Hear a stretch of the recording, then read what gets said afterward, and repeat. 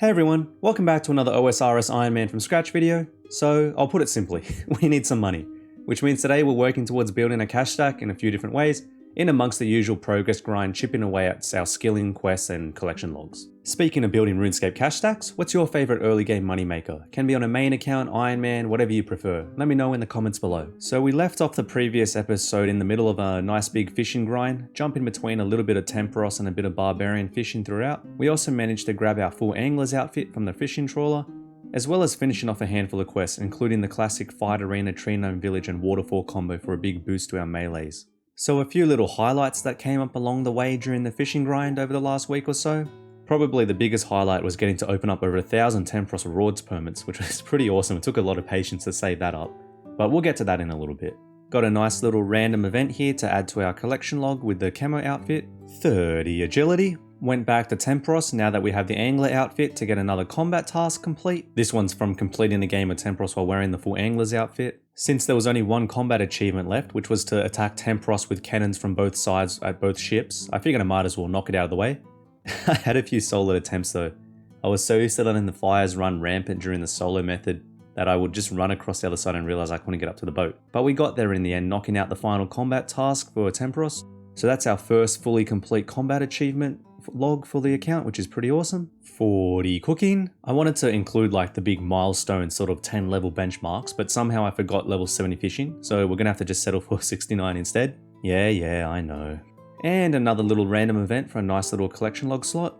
Our first little school quiz random event, and they say training Herblor's difficult on an Iron Man. 45 agility means we can now catch the last tier of fish, the leaping sturgeon, which we get straight away and knock out a diary task to go with it.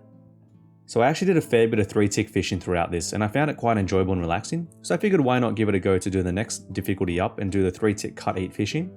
Long story short, look somewhere else if you want a guide on how to do this, because I did not pursue it for my own sanity and I just don't think it was worth it for the bit of cooking XP. I mean, if you can do it comfortably and you're used to it, then props to you, and any XP is good XP at the end of the day. Bonus XP is always nice, but yeah, it's just not for me. Especially since the bonus XP is in a skill like cooking, which is not really that hard to train up anyway. 50 strength, a nice milestone there. We are getting very close to the end of our little barbarian fishing grind now. And ding ding ding, we are done with our barbarian fishing grind for now. That is 50 agility. We finished up on 79 fishing after all that. So the reason we've stopped at 50 agility is so that we could go do the Rogue's Den minigame, which has a requirement of 50 agility and 50 thieving. We want to get the outfit as I've mentioned previously before we do any more blackjacking. It essentially doubles the GP that we're going to make when we do blackjacking or any pickpocketing in the future.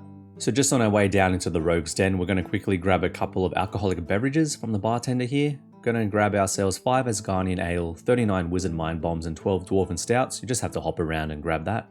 While we're here in the Rogue's Den, we're going to do another quick shopping trip just to grab 75 lockpicks and 25 ropes for future quests and whatnot. So the Rogue's Den minigame is basically a giant maze where you have to go around and run through a bunch of thieving and agility obstacles. These days with RuneLite, it's a lot easier. You just click where the screen tells you to click, but back in the day you had to follow a map, something like this, which is what's available on the wiki, and yeah, it was quite painful, quite tedious, but now it's just point and click and run around, so it's pretty quick. If you do have level 80 thieving, there's a shortcut you can use which speeds up the runs quite a bit, but obviously we don't have that, so we're just going to be doing it the long way, the old-fashioned way. Once you get to the end of the mage, you basically crack a safe and you have a chance of getting a little loot crate, or you might just get nothing. The chance for the Rogue's equipment crate is based on your thieving level, so on screen you can see the different percentages for whatever level you're at. So we're at level 50, so 25% chance, and we expect to finish this in 20 runs. We had some pretty good luck so far with our Pyromancer and Fishing Trawler, getting them well ahead of rate, so let's hope we haven't used it up and that we can get this one done pretty quickly as well. Without further ado, let's do our first wall safe and zilch. Nope. Okay, on to the next run.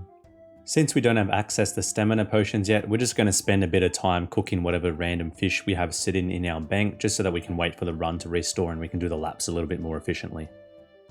Safe number 2.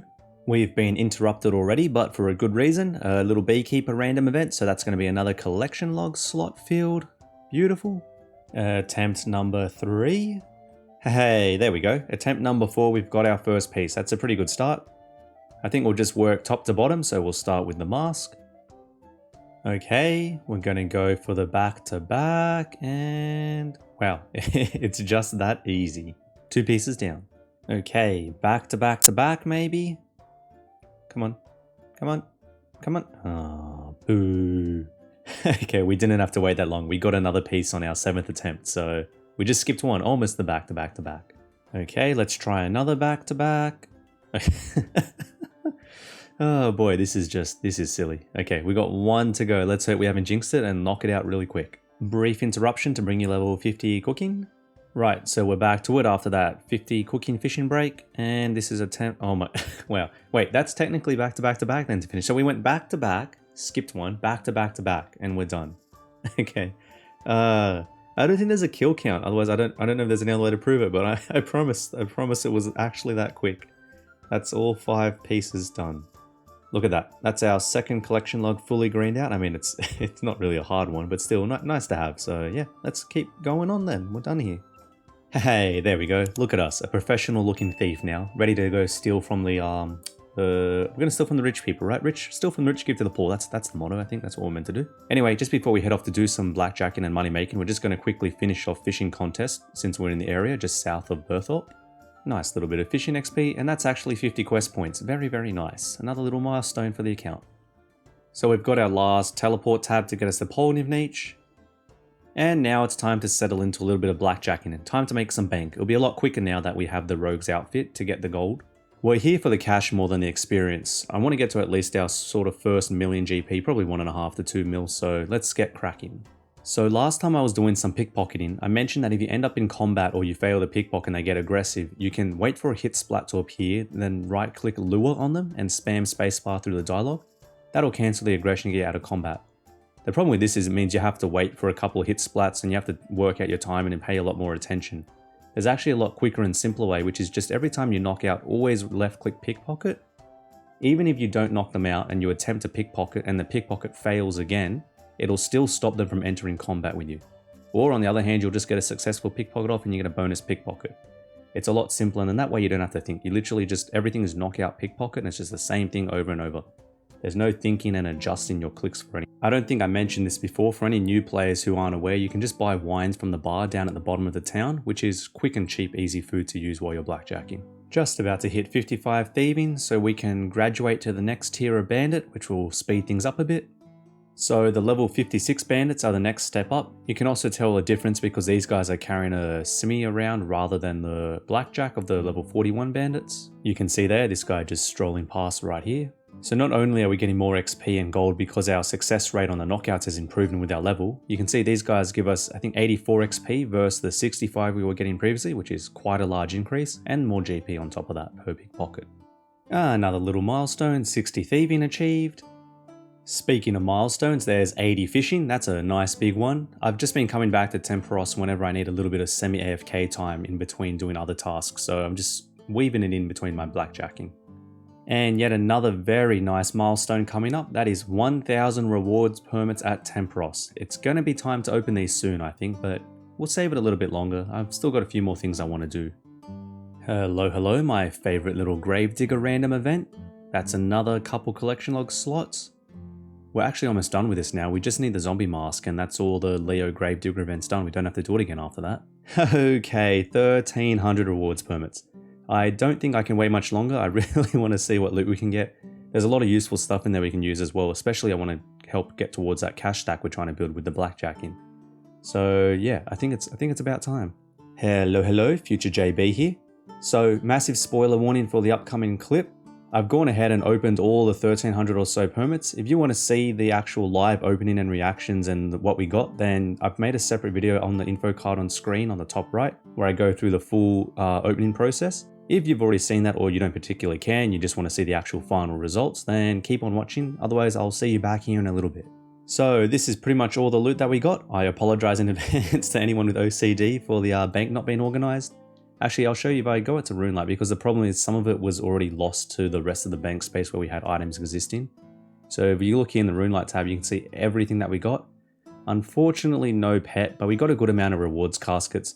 We also got the tome, you know, ahead of drop rate, it's 1 in 1600, so that's good. We got the fishing barrel, which is probably the most important and useful thing here, especially for an Iron Man to store an extra 28 fish when we're fishing.